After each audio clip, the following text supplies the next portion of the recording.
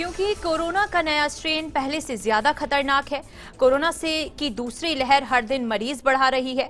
अभी बिना लक्षण ज्यादा मरीज सामने आ रहे हैं। ऐसे में सतर्क रहें, सावधान रहें। इसके अलावा क्या कुछ ऐसा करें कि कोरोना आप तक ना पहुंच पाए, या फिर कोरोना पॉजिटिव हो चुके हैं तो आपको क्या कुछ करना चाहिए, इसी पर बात करने के लिए हमारे साथ जुड़ रहे हैं मशहूर डॉक्टर महेश मिश्रा, जो कि एचओडी है श्वास रोग विभाग के।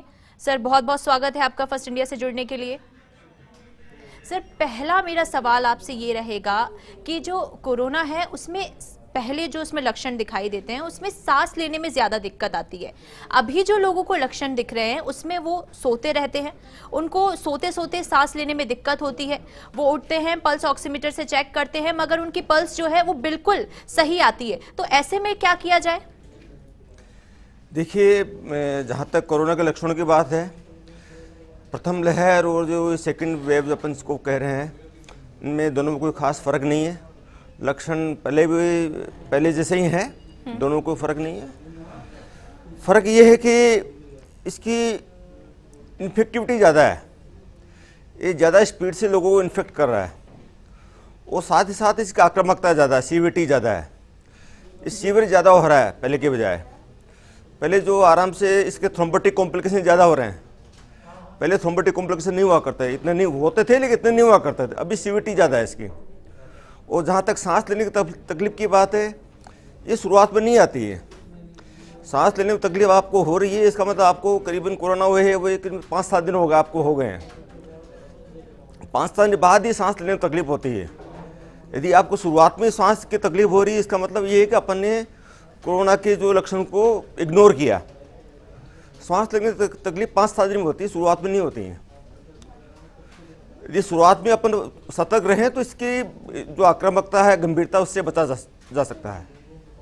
सर देखिए, ये जो नया स्ट्रेन आया है ये बच्चों में भी ज्यादा फैल रहा है, बच्चों में भी देखने को मिल रहा है। सांस लेने में बच्चों को भी दिक्कत आ रही है। ऐसे में एक बड़ा सवाल ये भी उठता है कि बच्चे जो हैं वो खेलते हैं, खेलते खेलते भी उनकी सांस फूल जाती है, सांस लेने में उनको दिक्कत आती है, उस वक्त वो नहीं बता पाते।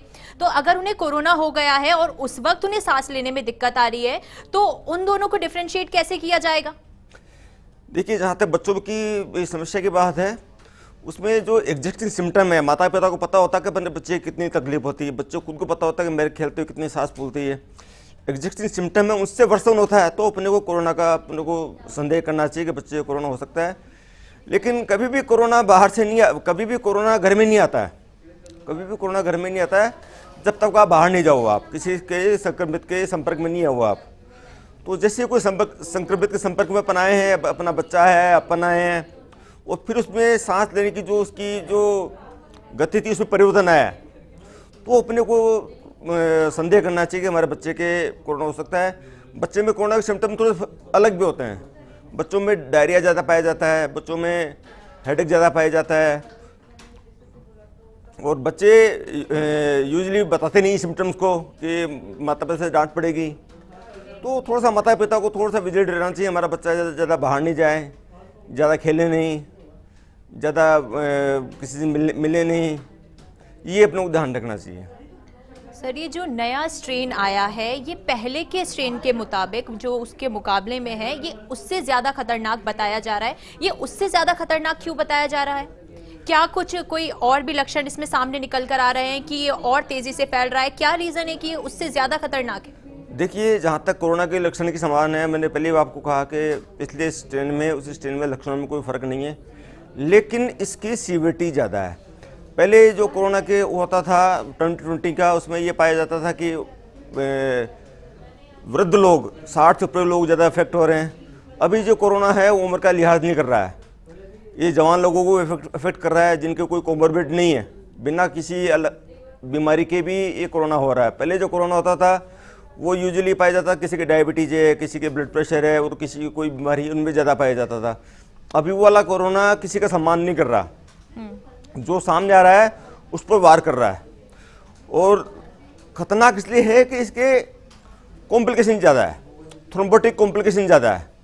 थ्रोम्बोटिक कॉम्प्लिकेशन होता है तो शरीर का प्रत्येक ऑर्गन थ्रोम्बोटिक कॉम्प्लिकेशन से अफेक्ट होता है, चाहे वो शरीर का कोई भी ऑर्गन हो, इसलिए ये ज़्यादा खतरनाक है। सर, ये भी कहा जा रहा है कि आप घर में रहेंगे तो सुरक्षित रहेंगे, कोरोना से बचे रहेंगे। कोरोना से घर में बचे रहने के लिए क्या कोई एक्सरसाइज, क्या कुछ हम कर सकते हैं घर में रहकर कि जिससे कोरोना से बचा जा सके?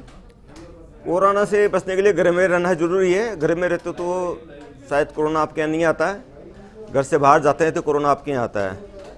क्या एहतियात बरते जा सकते हैं घर में रहकर भी कि आप क्या कर सकते हैं कि आप स्वस्थ रहें, आपका इम्यून सिस्टम बढ़े? घर में रह के एहतियात जो है वो सबसे बड़ा एहतियात, आप वेंटिलेटर जगह पर रहें। और दूसरा एहतियात मास्क लगा कर रखें। तीसरा एहतियात 2 गज की दूरी। और चौथा एहतियात, जो योग्य व्यक्ति है वो अपना वैक्सीनेशन करवाएं। जी सर, वैक्सीनेशन की आप बात कर रहे हैं, यहाँ पर ये कहा जा रहा है कि 25 साल की उम्र तक की ये सीमा कर दी जाए, जो कि 45 है, क्योंकि अभी तो 45 वालों की भी सर वैक्सीनेशन सही से नहीं हो पा रही है ना। अगर राजस्थान की तर्ज की बात की जाए तो राजस्थान में जो वैक्सीनेशन प्रोसेस है वो किस तरीके से अभी चल रहा है? देखिए, वैक्सीनेशन की जो भी उम्र सीमा सरकार तय करती है वो साइंटिफिक डाटा के हिसाब से करती है। साइंटिफिक डाटा 2020 का सामने आया है और 2021 का अब सामने आ रहा है।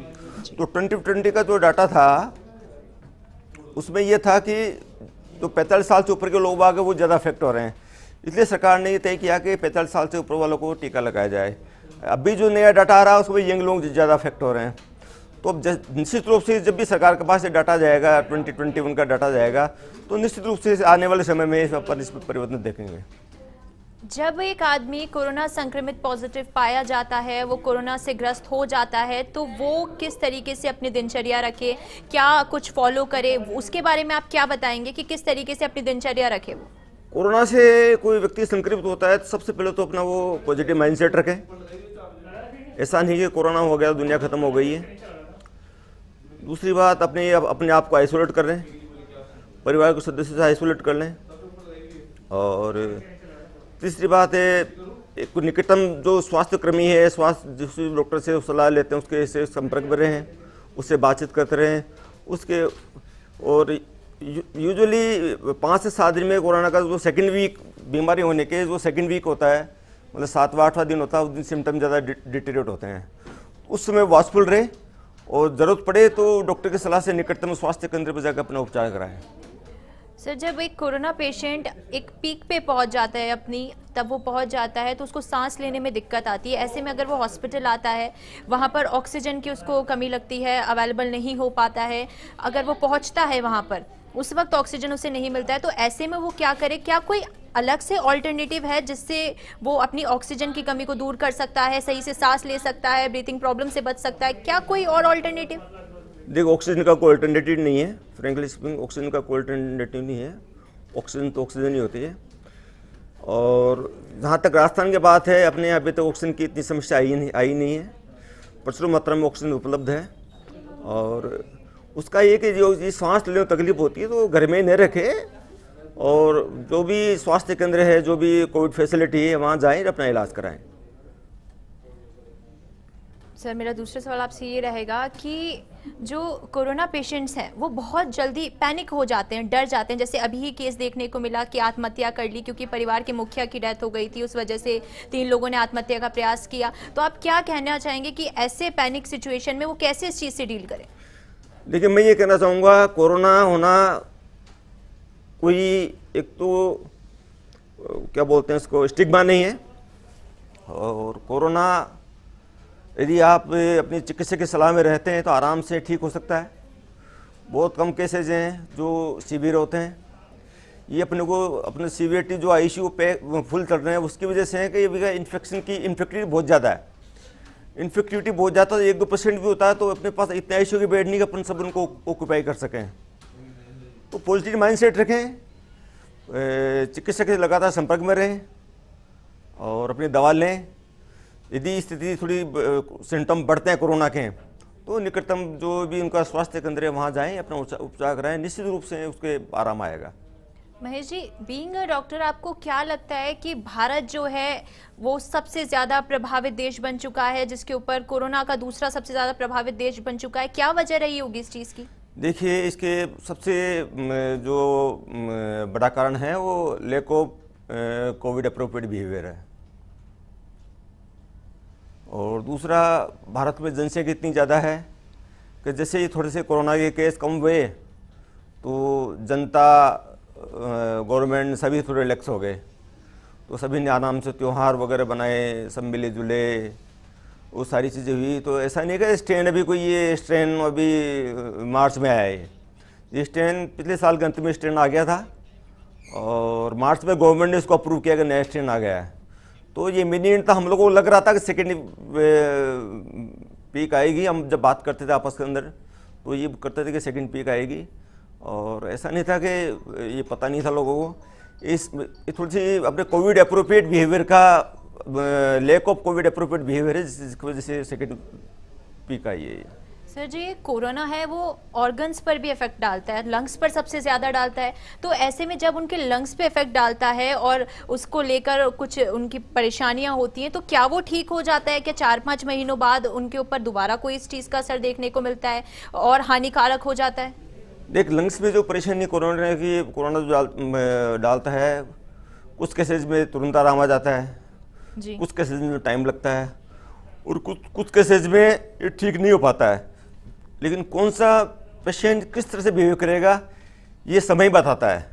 इसको प्रेडिक्ट करना बहुत मुश्किल है कि ठीक होगा नहीं होगा, इसको कितना असर रहेगा।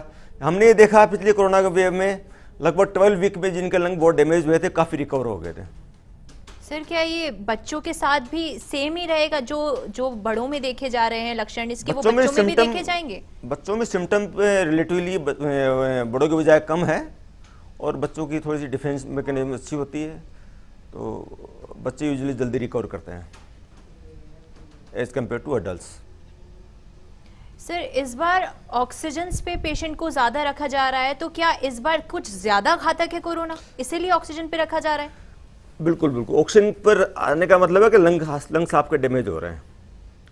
लंग्स आपके डैमेज हो रहे हैं, इसका मतलब ये है कि आपका जो कोरोना थोड़ा सा ज़्यादा सीवियर है, क्योंकि ये एक नया म्यूटेंट आया है जो उसको इंडियन म्यूटेंट बोलते हैं, डबल म्यूटेशन बोलते हैं उसको। ये यूके, ब्राज़ील, अफ्रीका, इन सब के अलावा भी एक इंडियन स्ट्रेन भी है। इंडियन स्ट्रेन ज़्यादा घातक माना जा रहा है तो इसकी कॉम्प्लिकेशन भी ज़्यादा हैं, इसके सिम्टम भी ज़्यादा हैं, इसकी सीवियरिटी भी ज़्यादा है, ये लोगों को इन्फेक्ट भी जल्दी कर रहा है। पिछले साल की तुलना में इस साल में, पिछले साल लॉकडाउन लगा हुआ था, लोग सावधान थे। इस साल ऐसा कोई बात नहीं थी, लोग आराम से अपना डेली रूटीन जैसे करते हैं वैसे कर रहे थे। लोगों में सामाजिक जागरूकता का भाव था कि हमें कोरोना के हिसाब से कैसे बिहेव करना है। तो ये सारी वजह हैं। सबसे बड़ी वजह मैं जो मानता हूँ वो है lack of covid appropriate behaviour. ये सबसे बड़ी वजह है इस तेज़ी से फैलने की। सर आप कह रहे हैं कि राजस्थान में अभी किसी चीज़ की कमी नहीं है, मगर और राज्यों में देखा जा रहा है कि ऑक्सीजन की कमी आ रही है। मगर जिस तरीके से राजस्थान में केसेस बढ़ रहे हैं, क्या उसको देखते हुए आपको नहीं लगता कि उसकी जो ऑक्सीजन की कमी है वो राजस्थान में भी देखने को मिल सकती है? यदि इसी गति से चलता रहा तो हो सकता है अपन भी इस पहुँच जाए, अपने कोई कमी महसूस होने लगे। दिल्ली में अपन देख रहे हैं, महाराष्ट्र में अपन देख रहे हैं, बाकी राज्यों में देख रहे हैं। अभी तक की जो बात करूं, अभी तक सीवियरिटी नहीं। आगे का हो सकता है अपन भी अपने को भी कमी महसूस होने लग जाए आने वाले समय में, क्योंकि ऑक्सीजन के सोर्सेज आपके रिसोर्सेज लिमिटेड हैं, आपके जी ज़्यादा नहीं है आपके। महेश मिश्रा जी, हम चाहेंगे कि फर्स्ट इंडिया के माध्यम से आप जो लोग पैनिक हो जाते हैं, बहुत जल्दी रिएक्ट कर देते हैं, डर रहे हैं कोरोना से, उनको लेकर एक अपील कर दें जिससे उनके मन से ये जो डर है वो निकल जाए। क्योंकि फर्स्ट इंडिया के माध्यम से ये जो हमने डॉक्टर कॉन्क्लेव शुरू की है वो उसका माध्यम सिर्फ यही है, उसकी वजह सिर्फ यही है कि जो लोगों के दिल में कोरोना को लेकर डर है वो थोड़ा सा निकल जाए, वो ज़्यादा पैनिक ना करें। देखिए, मैं ये अपील करना चाहूँगा, कोरोना आराम से ठीक हो सकता है। ज़रूरत है थोड़ा सा सावधान रहने की, थोड़ी दूरी बना कर रखें, मास्क लगा कर रखें, और जो योग्य, जो सरकार ने जो निर्धारित योग्यताएं करी वो लोग अपने आप टीका लगाएं। सबसे बड़ी जो बात है इसमें कोविड अप्रोप्रिएट बिहेवियर, उसको अपन फॉलो करें। चलिए, बहुत बहुत शुक्रिया महेश मिश्रा जी हमारे साथ जुड़ने के लिए, अपनी सारी तमाम जानकारियां साझा करने के लिए फर्स्ट इंडिया के माध्यम